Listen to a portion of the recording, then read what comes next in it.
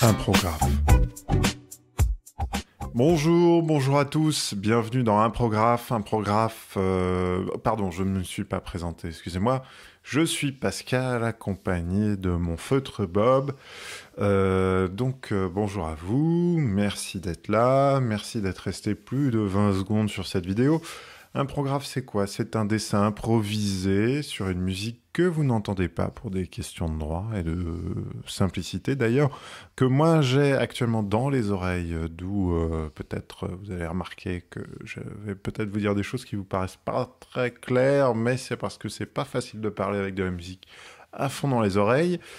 Aujourd'hui, je vais improviser un dessin. On va faire sage pour redémarrer, parce qu'Imprographe est le redémarrage d'un concept qui existait déjà, que j'avais déjà fait il y a plusieurs années et que je reprends.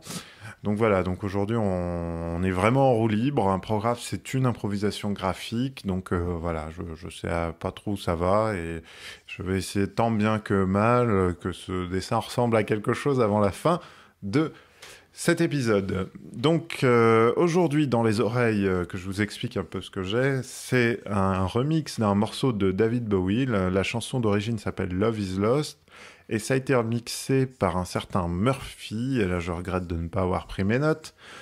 Murphy, c'est son nom de famille, donc il a fait un remix à l'occasion de la sortie de la version extra de l'album de David Bowie, l'album qui est sorti en 2013 et qui s'intitule The Next Day. Voilà, je regarde le timing, d'accord, on approche des 2 minutes. Oui, parce que mon but c'est d'essayer de ne pas faire trop long, vous voyez, moins de 4 minutes 30, oui, c'est assez compliqué. Pour résumer, pour ceux qui connaissent pas trop, j'ai une caméra entre les jambes, de la musique à fond dans les oreilles, et un timer, donc voilà, je crois que j'ai vraiment tout fait pour me simplifier la vie. Mais bon, c'est ce qui fait aussi le charme du défi, voilà. En général, c'est toujours à la moitié de l'épisode que je me dis j'aurais dû prévoir un petit texte. Bah non, je peux pas vous parler de The Hobbit, le deuxième, parce que je n'y suis pas allé encore. Donc voilà, je vais peut-être essayer de vous parler du dessin, ça va peut-être me sauver. Alors, je vais vous faire une confession. J'écoute de la musique anglo-saxonne, mais je vous avoue, je n'ai jamais essayé de comprendre les paroles. C'est plus, je suis plus porté par la voix et la mélodie. Et j'avoue d'ailleurs que pour avoir essayé de comprendre 2-3 chansons, notamment de Kanye West, j'ai presque regretté d'avoir acheté l'album. Et voilà, là en fait je ne sais pas du tout de quoi il parle, David Bowie, pourtant c'est anglais donc c'est plutôt assez simple à interpréter, mais alors là j'ai pas trop suivi, mais la musique vous embarque, il y a une sorte de répétition, voilà, ça rappelle un peu le travail de Philip Glass pour ceux qui connaissent.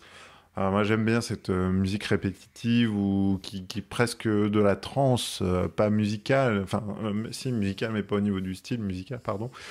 Et donc voilà, et bon, je dessine ce personnage qui est un peu prisonnier d'un tas de choses, ça reflète un peu ce qu'on vit en ce moment. On est tous libres, mais en même temps on a tous la sensation d'être coincé, d'être enfermé dans des tuyaux qu'on ne peut pas quitter.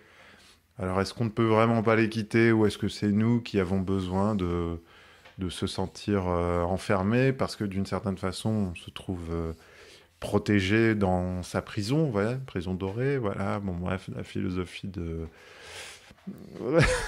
la philosophie, bon bref, je vais m'arrêter là, j'approuve le dessin, je vous embrasse très fort, je vous dis salut, et à très bientôt pour un autre épisode, bye. Comment ça, Bob, j'y connais rien en philo? Bah attends, c'est facile, c'était l'allégorie du tunnel sous la Manche de Platon. Attends, c'est pas parce que j'ai eu 2 au bac que je suis une brêle, hein.